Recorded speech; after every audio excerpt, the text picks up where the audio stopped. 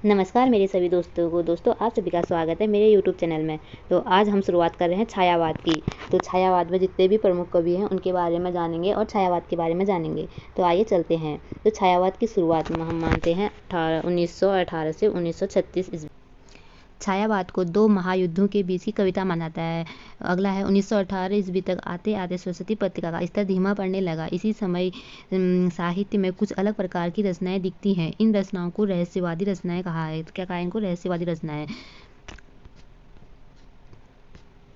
अगला है जबलपुर से निकलने वाली श्री शारदा पत्रिका के 1920 ईस्वी के जुलाई, सितंबर, नवंबर, दिसंबर अंक में मुकुटधर पांडे ने छायावाद शीर्षक लेख लिखकर इन रचनाओं को छायावादी रचनाएं कहा है तथा इनका संबंध रहस्यवाद से जुड़ा। अगला देखते हैं। आचार्य रामचंद्र शुक्ल ने भी काव्य में रहस्यवाद नामक लेख लिखकर इसका संबंध रहस्यवाद से जुड़ा है। तो आचार्य रामचंद्र शुक्ल ने भी छायावाद का संबंध किससे जुड़ा है? रहस्यवाद से जुड़ा है। और डॉक्टर बच्चन सिंह छायावाद को इस युग के लिए उपयुक्त नामकरण नहीं मानते। वे इसे स्वतंत्रतावाद युग कहना उचित समझते हैं। अगला है आचार्य रामचंद्र शुक्ल ने मुकुटधर पांडे को छायावाद का प्रवर्तक स्वीकार किया है। तो छायावाद का प्रवर्तक आचार्य रामचंद्र शुक्ल किसे मानते हैं? मुकुटधर पांडे को। अगला है जुलाई 1920 के सरस्वती पत्रिका के अंक में प्रकाशित मुकुटधर पांडे की कुर्री के प्रति कविता को छायावाद की प्रथम कविता मानते हैं। ठीक है, तो छायावाद की प्रथम कविता किसे मानते हैं? मुकुटधर पांडे की कुर्री के प्रति। अगला है डॉक्टर नगेंद्र झरना 1918 ईस्वी से छायावादी प्रवृत्ति का प्रारंभ मानते हैं। तो डॉक्टर नगेंद्र क्या झरना जो कविता थी उससे छायावाद का प्रारंभ मानते हैं। अगला है आचार्य नंद दुलारे वाजपेयी ने झरना को छायावाद की प्रयोगशाला का प्रथम आविष्कार कहा है। तो नंद दुलारे वाजपेयी ने झरना को क्या कहा है? छायावाद की प्रयोगशाला का प्रथम आविष्कार कहा है। अब पढ़ते हैं हम छायावाद की प्रवृत्तियाँ यानी उसकी विशेषताएं। छायावाद की क्या विशेषताएं थी? पहला है हमारा व्यक्तिवाद की प्रधानता, दूसरा है प्रकृति चित्रण, तीसरा है नारी सौंदर्य के प्रति दृष्टिकोण, चौथा है प्रेम का चित्रण, पांचवा है पलायनवाद, छठा है कल्पना की प्रधानता और चित्रात्मक लाक्षणिकता, अलंकारिकता का प्रयोग भी इसमें हुआ है। अब पढ़ते हैं हम सूर्यकांत त्रिपाठी निराला के बारे में जो छायावाद के प्रमुख कवि हैं। इनका जन्म 21 फरवरी 1899 पश्चिम बंगाल के महिसादल मिदनापुर जिला में। महिसादल क्या था? ये गांव था और मिदनापुर जिला था। मूलतः गठाकोला जिला उन्नाव उत्तर प्रदेश में हुआ था। मूल नाम इनका क्या था? सूर्य कुमार। और पिता का नाम क्या था इनका? राम सहाय त्रिपाठी। और पत्नी इनकी थी मनोहरा देवी। और इनका निधन कब हुआ था? निधन हुआ था 15 अक्टूबर 1961 इलाहाबाद उत्तर प्रदेश में हुआ था। इन्हें मुक्त छंद के प्रवर्तक भी कहा जाता है। छायावाद के रुद्र महेश शिव इनको कहा जाता है। छायावाद का क्या कहा जाता है? रुद्र महेश और शिव इनको कहा जाता है। अगला है महाप्राण वर्णों का प्रयोग करने के कारण इन्हें क्या कहा गया है? महाप्राण कहलाए। महाप्राण वर्णों का प्रयोग इन्होंने अपनी कविताओं में किया था, तो इस वजह से इनको क्या कहा जाता है? महाप्राण भी कहा जाता है।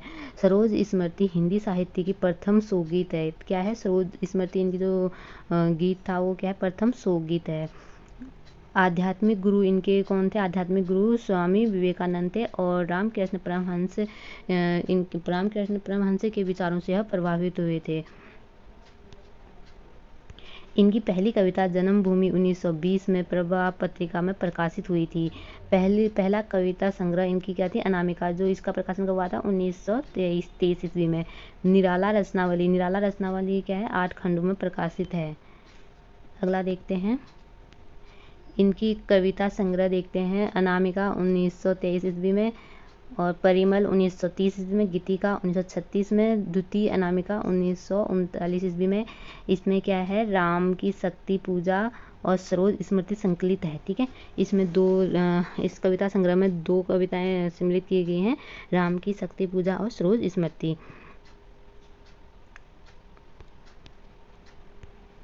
अगला है कुकुरमुत्ता 1942 में, अणिमा 1943, बेला 1946, नए पत्ते 1946, अर्चना 1950, आराधना 1953, गीत गुंज 1954, अपरा क्या है? इनकी संचयपन है। ठीक है, और इसके लिए इन्हें पुरस्कार मिला था 2100 का।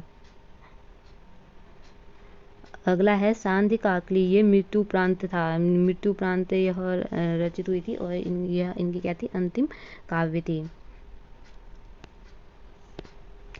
अगला देखते हैं हम इनके उपन्यास। सूर्यकांत त्रिपाठी निराला जी के उपन्यास कौन कौन से थे।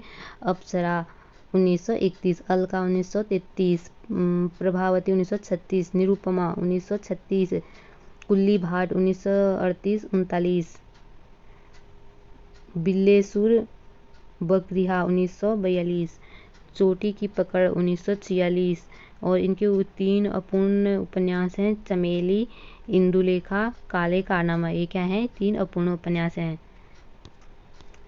अब देखते हैं इनकी कहानी संग्रह। कहानी संग्रह में लिली 1934, सखी 1935, सुकुल की बीवी 1941, चतुरी चमार 1945। सखी संग्रह की कहानियों का इस नाम से पुनर्प्रकाशन हुआ था और देवी 1948।